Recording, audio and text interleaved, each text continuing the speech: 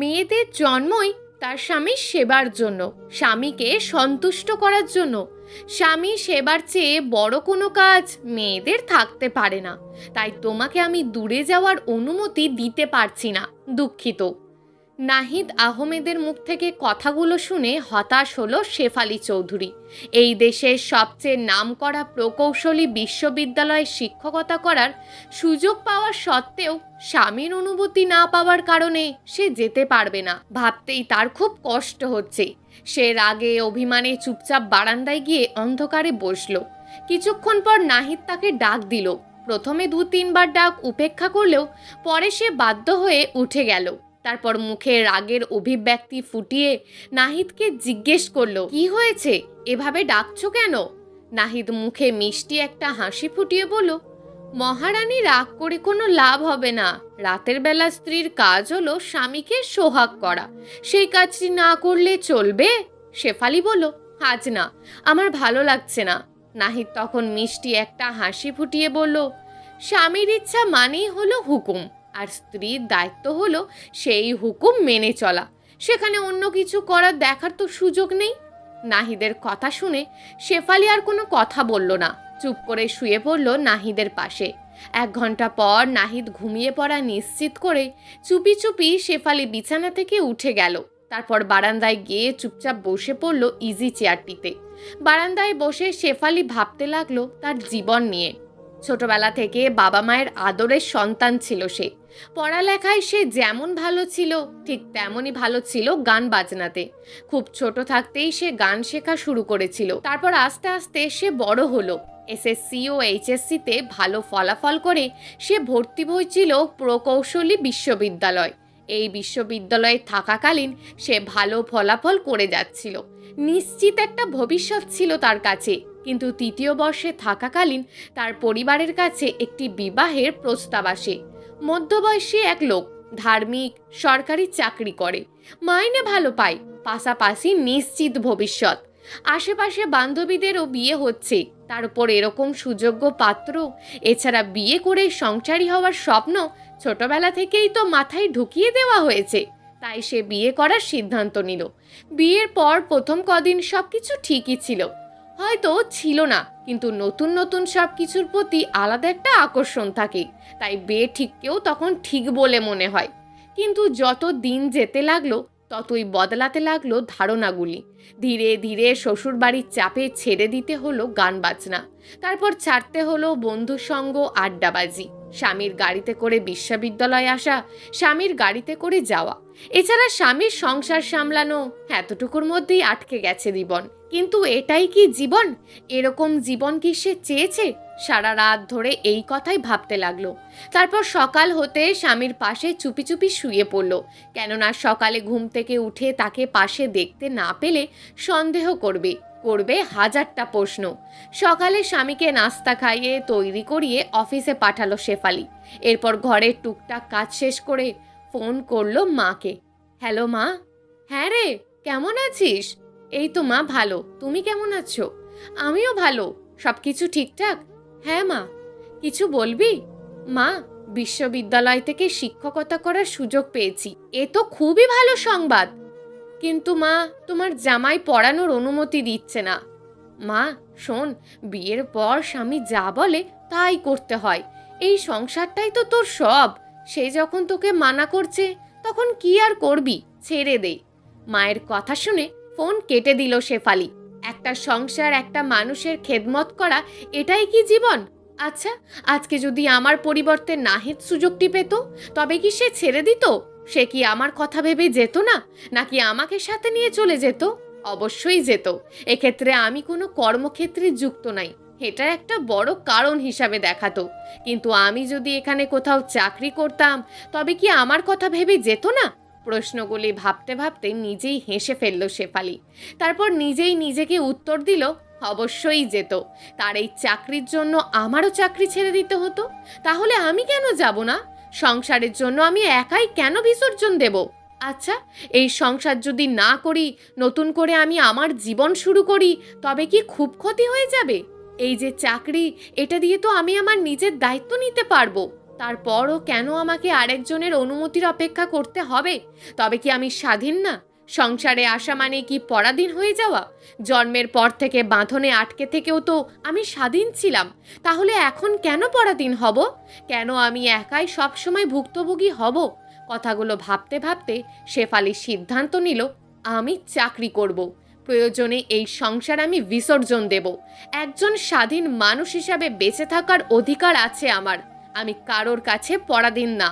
সিদ্ধান্ত নিয়ে শেফালি অপেক্ষা করতে লাগলো নাহিদের অফিস থেকে বাসায় আসার। সন্ধেবেলায় নাহিদ অফিস থেকে বাসায় আসার পর শেফালি 2 কাপ চা বানিয়ে এনে রুমে ঢুকলো। তারপর নিঃশব্দে চা পান করতে করতে একসময় নাহিদকে বলল, আমি চাকরিটা করব। শেফালির কথা শুনে নাহিদ প্রথমে চুপ করে থাকলো।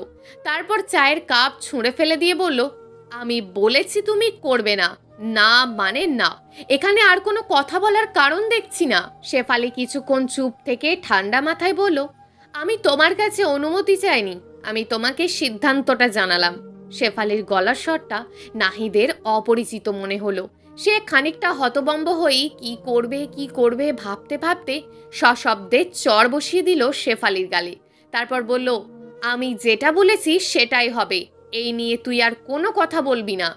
শেফালি এই 24 বছর বয়সের জীবনে কোনো দিন কেউ গায়ে হাত তোলেনি। নাহিদের চড় খাওয়ার পর শেফালির জেদ উঠে গেল। সে এমনিতে খুব ভালো একটা মানুষ, কিন্তু একবার জেদ উঠে গেলে সে প্রয়োজনে মানুষও খুন করে ফেলতে পারে। তাই জেদের বশে সে সিদ্ধান্তটা আরও জোরালোভাবেই নিল এবং এবার আর কেউ তাকে আটকাতে পারবে না। কিন্তু সে এটা নাহিদকে বুঝতে দিল না। নীরবে সে ভাঙা কাপের কাঁচগুলো গুছিয়ে নিয়ে রুম থেকে বের হয়ে গেল। সেদিন রাতে নাহিদ ও শেফালির নীরবতাতেই কেটে গেল। পরদিন সকালটা আগের দিনের মতোই সূচনা হলো। নাহিদ ঘর থেকে বের হয়ে যাওয়ার পর শেফালি বিশ্ববিদ্যালয়ে যোগাযোগ করলো। তাদের সে জানিয়ে দিল সে বিশ্ববিদ্যালয়ে শিক্ষক হতে প্রস্তুত। বিশ্ববিদ্যালয় থেকে মেল করে তাকে জানিয়ে দেয়া হলো কবে তাকে বিশ্ববিদ্যালয়ে যেতে হবে। মেল পেয়ে শেফালি চুপি চুপি তার যাওয়ার জন্য প্রস্তুতি নিতে থাকলো এবং এর মাঝে সে জানিয়ে দিল এই শহরে তার থাকার কোনো ব্যবস্থা নেই। এক্ষেত্রে সে কি করতে পারে? তখন বিশ্ববিদ্যালয় থেকে জানানো হলো টিচার্স ডরমেন্টারিতে চাইলে সে থাকতে পারে। এক্ষেত্রে তার বেতন থেকে কিছু টাকা কাটা যাবে। এই কথা শুনে শেফালি পুরোপুরিভাবে প্রস্তুত হয়ে নিল। তারপর যাওয়ার দিন সকালবেলা নাহিদকে অফিসে পাঠিয়ে সেও রওনা দিল তার নতুন জীবনের উদ্দেশ্যে। অফিস থেকে এসে নাহিদ দেখল তার ঘর তালাবন্ধ। খানিকটা বিস্মিত হয়ে সে অতিরিক্ত চাবি দিয়ে দরজা খুলল। ভিতরে ঢুকে সে দেখতে পেল পুরো ঘর একদম গোছানো।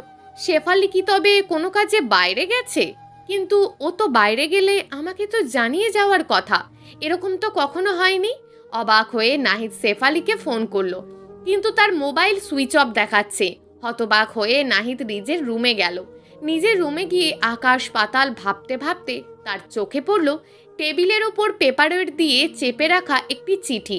অবাক হয়ে চিঠিটা খুলে দেখল চিঠিটা শেফালির লেখা, প্রিয় অপ্রিয় নাহিদ। সম্বোধন দেখে অবাক হওয়ার কিছু নেই। একসময় তুমি আমার প্রিয় ছিলে, কিন্তু দিনে দিনে তুমি আমার কাছে অপ্রিয় হয়ে উঠেছ। এক্ষেত্রে তোমাকে দোষ দেওয়ার কোনো কিছু আমি দেখছি না। তোমার পরিবার পরিবেশ তোমাকে এরকমই তৈরি করেছে। বিচলিত হচ্ছ, ভাবছো কিসব আবল তাবল বকছি। আসলে বকছি না। আমাদের চারপাশে তোমার মতন মানুষের সংখ্যাটা অনেক বেশি, বিপরীতে আমার মতন মানুষের সংখ্যা কম। তাই তোমরা সংখ্যাগরিষ্ঠ হয়ে নিজেরা নিজেদের স্বাভাবিক বলে পরিচয় দাও, কিন্তু তোমরা কখনো ভেবে দেখেছো তোমাদের জীবনে আরও একটি মানুষ থাকে? দেখনি কখনো। নারীরা যে মানুষ একথা তোমরা কখনো ভাবতেই পারো না। তাই তো নিজেদের প্রভুর আসনে বসিয়ে তাদের কৃতদাসী করে সারা জীবন শুধু ক্ষমতা ফলাতে চাও। আমি দুঃখিত, তোমাদের এই স্বাভাবিক জীবন আমার পোষাচ্ছে না। নিজের শখ আহ্লাদ সব বিসর্জন দিয়ে একটা সংসারে মৃতের মতন বেঁচে থাকা আমার পোষাচ্ছে না। তাই আমি চলে যাচ্ছি। জীবনের শুরু থেকে আমি নিজে নিজে কিছু একটা করার তাগিদ অনুভব করেছি, কিন্তু বিপত্তি বেঁধেছিল তোমাদের এখানে দেখানো মোহে। নিজের কিছু না করে স্বামীর সেবা করে বিলাসিতার মোহে ডুবে গিয়েছিলাম।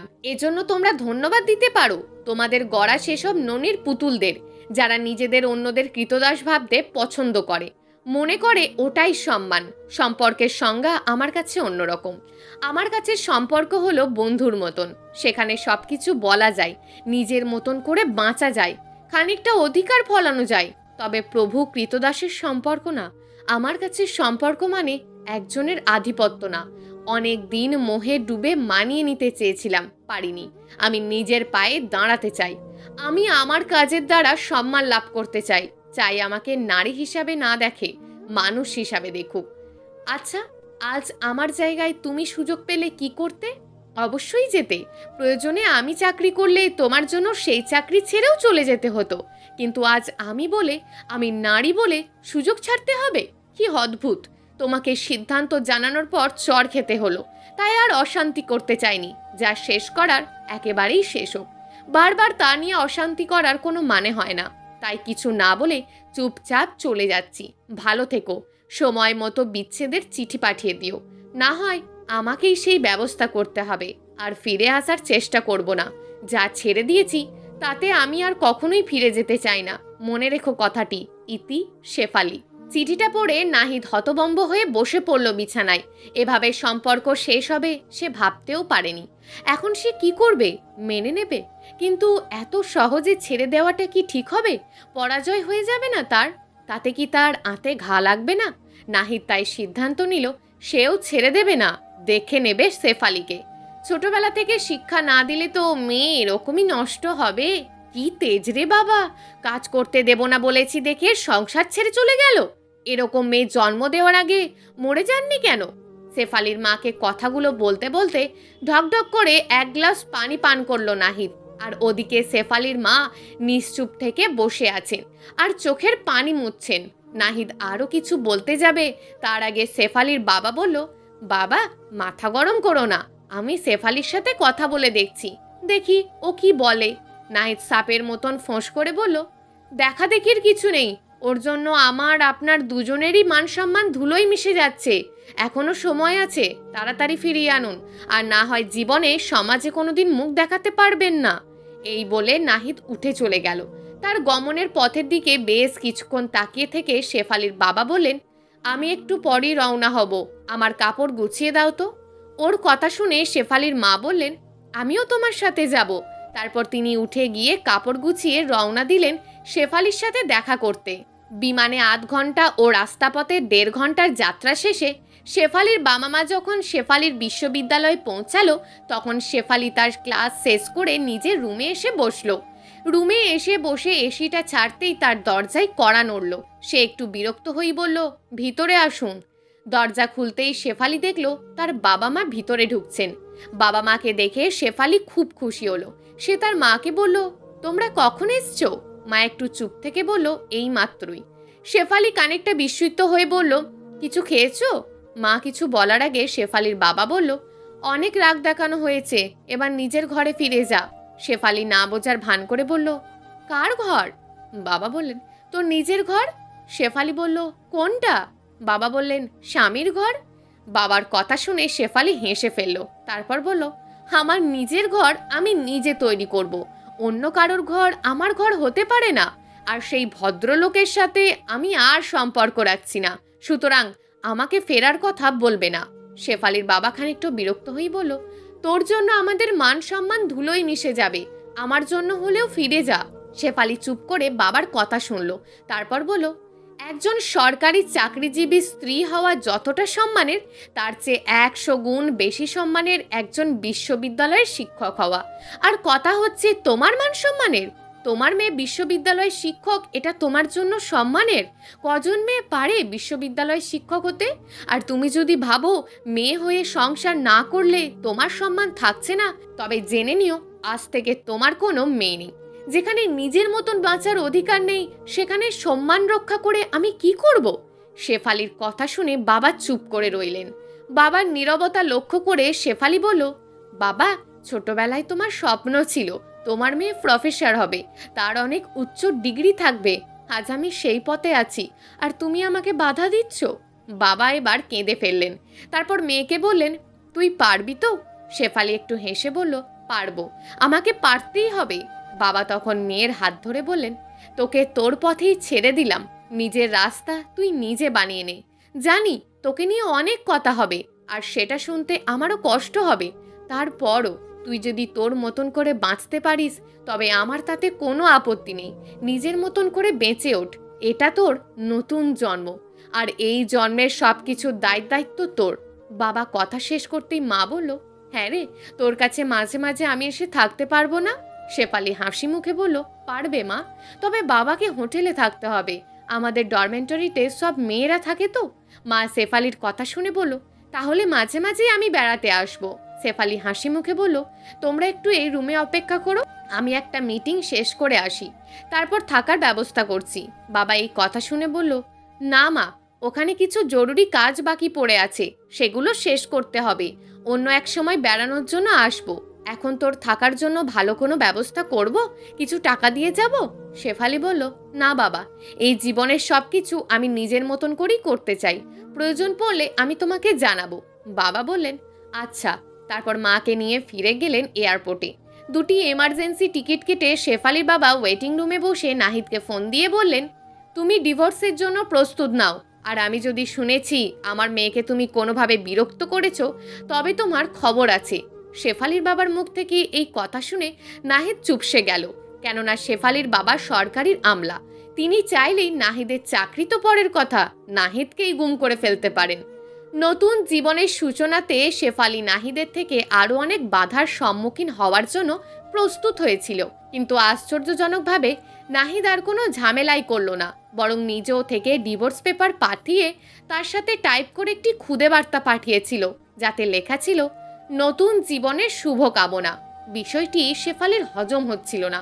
পরে তার মনে হলো বাবা নিশ্চয়ই কিছু একটা করেছেন। তিনি সহজে কোনো বিষয়ে নাক গলান না, তবে একবার গলালে তার 12টা না বাজিয়ে ছাড়েন না। বিষয়টা নিশ্চিত হতেই শেফালি তার বাবাকে ফোন দিয়ে জিজ্ঞেস করলো।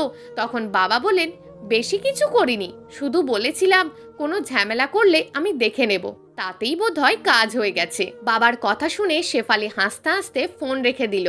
তারপর তার কাজে মনোযোগ দিল। ডিভোর্স পেপার হাতে পাওয়ার বেশ কিছুদিনের মধ্যে তাদের ছাড়াছাড়ি হয়ে গেল। এর মধ্যে শেফালি উচ্চশিক্ষার জন্য বিদ্যালয় থেকে বাইরে যাওয়ার জন্য উঠে পড়ে লাগলো। ঠিক সে সময় ডিপার্টমেন্টাল হেড তাকে প্রস্তাব দিল, আমার সাথে আমার ফ্ল্যাটে দেখা করবে, আমি তোমার সব ব্যবস্থা করে দেব। কথাটি শুনে শেফালি হতবাক হয়ে তাকিয়ে রইল। লজ্জায় অপমানে সে স্যারের রুম থেকে বেরিয়ে গেল। তারপর সোজা চলে গেল লাইব্রেরিতে। সাধারণত লাইব্রেরিতে শিক্ষকরা যায় না, তবে শেফালি ব্যতিক্রম। সময় পেলেই সে লাইব্রেরিতে চলে আসে, আর তার ছোটবেলার অভ্যাস, প্রচণ্ড রাগ হলেই উপন্যাস নিয়ে পড়তে বসার। কেননা উপন্যাসের ভিতরে একবার ঢুকে গেলে তার আর কিছু মনে থাকে না, তখন বাহিরের দুনিয়া থেকে ছুটি পাওয়া যায়। উপন্যাসে মুখ ডুবিয়ে থাকতে থাকতে কখন যে বিকেল গড়িয়ে সন্ধে হয়ে গেল শেফালি বুঝতেই পারল না।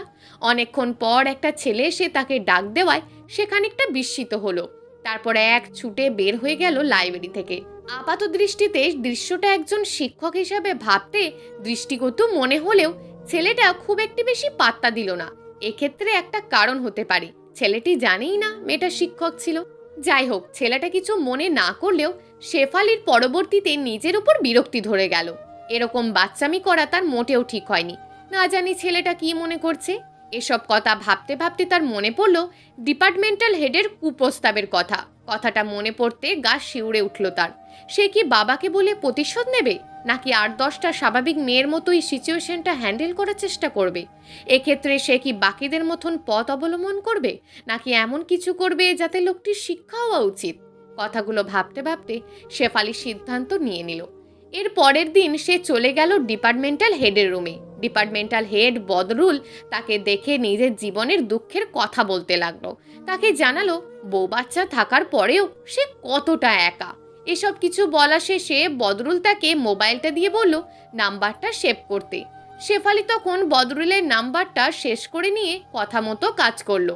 কথা অনুসারে পরের দিন শেফালি ক্লাস শেষ করে তার ফ্ল্যাটে যাবে। সেই হিসাবে শেফালি ক্লাস শেষ করে চলে আসলো ডিপার্টমেন্টাল হেডের রুমে। তারপর তার সাথে করে চলে গেল ফ্ল্যাটে। ফ্ল্যাটে ঢুকে বদরুল কথা বলতে বলতে যেই শেফালির গায়ে হাত দিতে যাবে অমনি তার ফোন বেজে উঠল। বিরক্তি সহকারে ফোন ধরতেই তার স্ত্রী বলল, এসব করে বেড়াও না, আজ তোমার একদিন কি আমার একদিন? কথাটি শুনে অবাক হয়ে বদরুল বলল, কি করেছি আমি? স্ত্রী বলল, টিভি খুলে দেখো। টিভি অন করতেই বদরুল দেখল সে এই অবস্থায় সরাসরি প্রচার হচ্ছে। দুর্ভাগ্যজনকভাবে তার নিজের মুখে স্বীকার করা কৃতকর্মের কথা মিডিয়াতে প্রচার করে দিয়েছেন। বিষয়টি কেমন যেন গুলিয়ে গেল তার কাছে। অবাক হয়ে শেফালিকে কিছু বলতে যাওয়ার আগেই শেফালি হাসতে হাসতে বলল, চোরের 10 দিন, গৃহস্থের 1 দিন।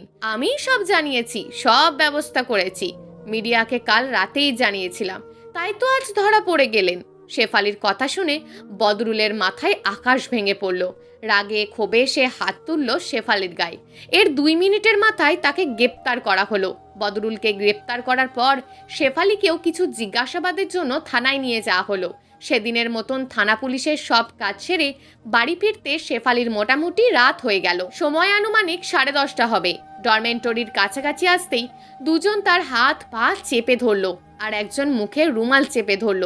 সাথে সাথে অজ্ঞান হয়ে সে লুটিয়ে পড়ল মাটিতে। তখন আশেপাশে ভালো করে লক্ষ্য করে ছেলে 3টি শেফালিকে টেনে নিয়ে গেল দূরের একটি পরিত্যক্ত ঘরে।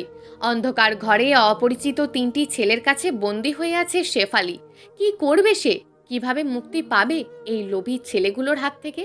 এসব ভাবতে ভাবতে একটি ছেলে এসে তার পাশে দাঁড়ালো। তারপর বলল, খুব শেয়ানা হয়ে গেছিস, স্বামীরে থুইয়া চলে আসছিস চাকরি করতে। খুব বার বাড়ছে না? আজ তোর বিষ নামাইয়া দেব।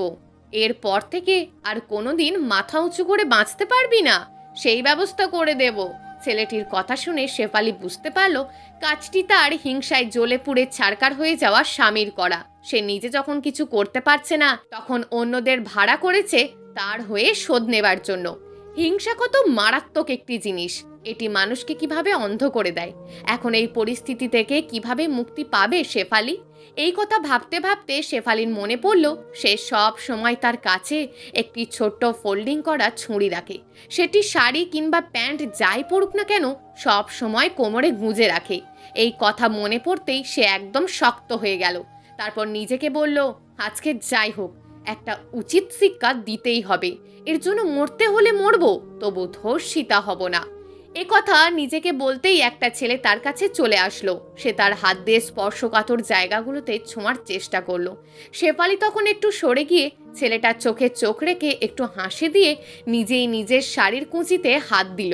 শেফালির এই কাজটি দেখে ছেলেটা কিছুটা বিস্মিত হয়ে বাকিদের বলল, ওরে, জোর করতে হবে না, এ তো দেখি অন্য জিনিস। এই কথা বলেই ছেলেটা তার নিজের জামা কাপড় ছাড়তে শুরু করলো। সেদিকে লক্ষ্য করে ছেলেটার দিকে মৃদু হাসি দিল শেফালি, আর ওদিকে খুব সাবধানে ছুরিটা নিল হাতের মুঠোয়। এ সময় কাপড় ছেড়ে ছেলেটা তার শরীর শেফালির কাছে আনলো। শেফালি তখন বাঁ হাত দিয়ে ধরে ছেলেটিকে একটা মৃদু হাসি দিয়ে ডান হাতের ফোল্ডিং ছুরিটাকে উন্মুক্ত করে বসিয়ে দিল। এরপর পরের দিন সংবাদপত্রে খবর এলো ধর্ষণ করতে গিয়ে আহত এক যুবক। সংবাদপত্রে খবরটির দিকে একবার চোখ বুলিয়ে ক্লাস নিতে চলে গেল শেফালি। তারপর ক্লাস শেষ করে সেদিনের মতন বাসায় ফিরে তার সাথে হয়ে যাওয়া ঘটনা বিস্তারিত জানালো মিডিয়াতে, এবং সাথে এটিও জানালো তার স্বামী তার এই উন্নতি দেখতে না পেরে কিভাবে তাকে ধর্ষণ করার জন্য লোক পাঠিয়েছিল। খবরটি পরের দিন প্রচার হতেই শেফালির পক্ষে একটি পাবলিক সেন্টিমেন্ট তৈরি হয়ে গেল। ফলাফল, একদিনের মধ্যে নাহিদ ও তার ভাড়া করা বাকি 2 ছেলেকে গ্রেপ্তার করা হলো। এই ঘটনার রেস কাটতে কাটতে শেফালি সবার কাছে জনপ্রিয় মুখ হয়ে উঠল। কিন্তু এরকম জনপ্রিয়তা তার ভালো লাগছে না, কেননা সে কখনোই এরকম জনপ্রিয়তা চায়নি। তাই সে উঠে পড়ে লাগলো তার উচ্চ শিক্ষার জন্য। এভাবে প্রায় 6 মাস লেগে থাকার পর সে হাতে পেল জার্মানির ভিসা। তারপর এই পচাগলা সমাজ ব্যবস্থার দেশ ছেড়ে একেবারের জন্য পাড়ি দিল জার্মানিতে। দেশে থাকলে শেফালি কখনোই ভালোভাবে বাঁচতে পারত না। উঠে বসতে তাকে নিয়ে আলোচনা হতো তার অতীত নিয়ে। তার ওপর ওসব মানুষরা তো আছেই যারা এসব মেয়েদের অসহায় মনে করে জোর করার চেষ্টা করত। তার উপর একজন পূর্ণবয়স্ক নারীর স্বাধীন হয়ে বেঁচে থাকা কি মেনে নেওয়া যায়? যেখানে জন্মের সময় ধরে নেওয়া হয় নারী থাকবে অধীন, তাকে সবসময় রক্ষণাবেক্ষণ করতে হবে। কিন্তু কেন ধরা হয়? সে কি তার নিজের রক্ষণাবেক্ষণ করতে পারে না? সে কি পুরুষের মতোই নিজের ভালো নিজে বুঝে চালাতে পারে না? পারে নাকি নিজেদের জীবনের সিদ্ধান্ত নিতে? সে পারে, তারপরেও তাকে নিতে দেওয়া যাবে না, কেননা সে সিদ্ধান্ত নিতে শিখলে তার উপর আধিপত্য থাকবে না। থাকবে না নিজের সুবিধা। তখন আর স্যাক্রিফাইসের বুলি শুনিয়ে, পরাধীনতার সুখের মূল্য ঝুলিয়ে তাকে আর আটকে রেখে নিজের আরামের জীবনযাপন করা যাবে না। এসব নির্মম সত্য বুঝে ফেলার জন্যই শেফালি আর দেশে ফিরে আসার ইচ্ছা রাখেনি। কেননা এই দেশ তাকে কখনোই স্বাধীনভাবে বাঁচতে দিত না। কারণ এই দেশের নারী হয়ে জন্ম নেওয়াটাই একটা অভিশাপ। শেফালির জীবন যেখানে ঊর্ধ্বমুখী হয়েছিল, ঠিক সেখানে নিম্নমুখী হয়েছিল নাহিদের জীবন। প্রতিশোধের আগুনে, পুরুষত্বের অহংকারে সে হিংসায় জ্বলে পুড়ে অন্ধ হয়ে গিয়েছিল। এখানে অনেকেই হয়তো নাহিদকে ঘৃণা করবে, কিংবা অনেকেই বলবে নাহিদের করা কাজটি আসলে বাস্তবে হয় না। আদেও কি হয় না? হয়।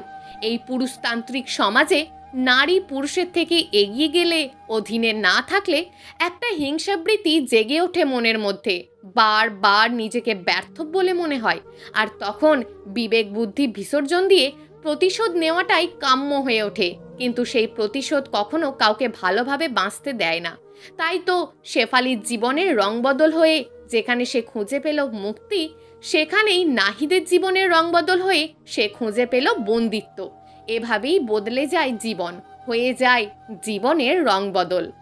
প্রিয় দর্শক, এই গল্পটা আপনাদের কেমন লাগলো তা অবশ্যই একটি কমেন্ট করবেন।